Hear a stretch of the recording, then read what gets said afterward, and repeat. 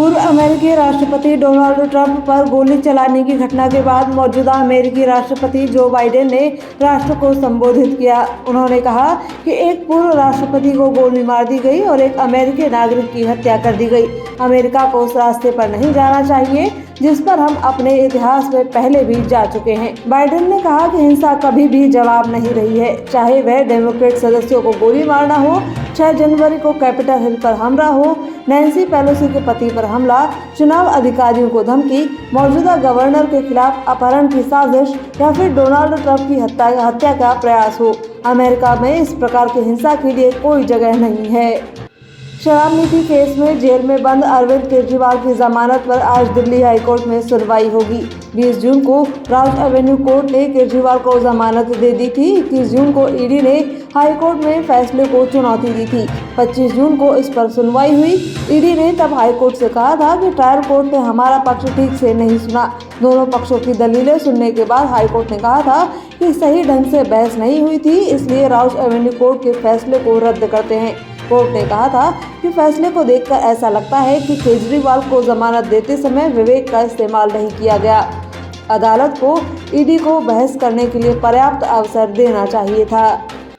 राजस्थान विधानसभा में आज प्रश्नकाल और शून्यकाल के बाद बजट पर बहस होगी। वहीं गांधी वाटिका ट्रस्ट एक्ट को खत्म करने के लिए भी आज विधानसभा में बिल पेश किया जाएगा। इस बिल को बाद में पारित करवाया जाएगा। दरअसल पूर्ववर्ती कांग्रेस सरकार में बने गांधी वाटिका कानून को वह सरकार वापस लेने जा रही है। इसी को लेकर सदन में आज विधेयक पेश किया जाएगा।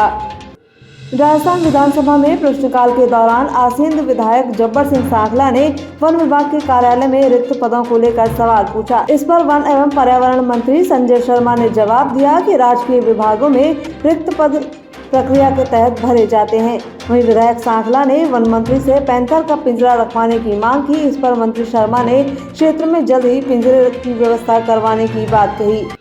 राजस्थान के मुख्यमंत्री भजनलाल शर्मा आज दिल्ली में पार्टी के प्रमुख नेताओं से मुलाकात करेंगे। इस मौके पर हाल ही में आए प्रदेश के बजट, प्रदेश में कुछ महीनों बाद होने वाले उपचुनाव के अलावा पार्टी और सरकार के भीतर चल रही उठापटक पर भी चर्चा होने की संभावना जताई जा रही है।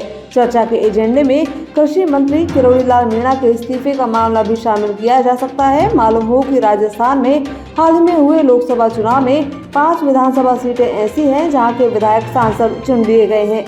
ऐसे में लोकसभा चुनाव में 11 सीटें गंवाने के बाद भाजपा का पूरा ध्यान अब उपचुनाव में इन 5 सीटों पर जीत हासिल करना होगा। कांग्रेस तो सभी सीटें जीतने का दावा कर रही है।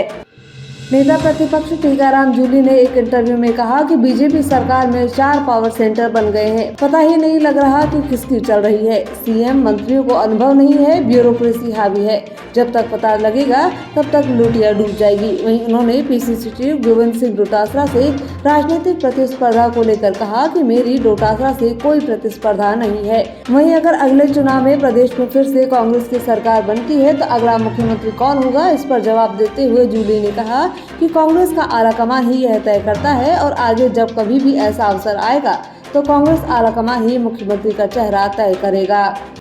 कोटा में पुलिस ने ऑपरेशन एंटीवायरस के तहत कार्रवाई करते हुए फर्जी फेसबुक मार्केट प्लेस का झांसा देकर पैसों की ठगी करने के आरोप में एक आरोपी को गिरफ्तार किया है। जानकारी के मुताबिक अनंतपुरा थाना पुलिस ने कार्रवाई करते हुए इंदरगढ़ मोहनपुरा निवासी धनराज बैरागी को गिरफ्तार किया है।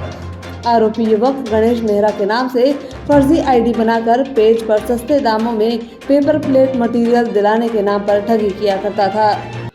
धौलपुर के निहालगंज थाना क्षेत्र में मिडवे के पास धौलपुर से दिल्ली जा रही रोडवेज बस को पीछे से बजरी से भरे ट्रैक्टर ट्रॉली ने टक्कर मार दी। रोडवेज बस को टक्कर मारने के बाद ट्रैक्टर ट्रॉली में सवार आरोपियों ने बस के ड्राइवर से मोबाइल और बस की चाबी छीन ली, जिसके बाद ट्रैक्टर लेकर आरोपी वापस पीछे लौट गए। घटना में 2 यात्रियों को चोटें आई हैं। घटना को लेकर रोडवेज बस के कंडक्टर विजय सिंह ने बताया कि सुबह उनकी बस धौलपुर बस स्टैंड से सवारियां लेकर दिल्ली के लिए निकली थी। जैसे ही उनकी बस ओवरब्रिज से नीचे उतर रही थी तभी ट्रक को ओवरटेक करने के दौरान पीछे से तेज गति से आ रही बजरी से भरी ट्रैक्टर ट्रॉली ने उनकी बस को टक्कर मार दी, जिस हादसे में 2 सवारियों को चोटें आई हैं।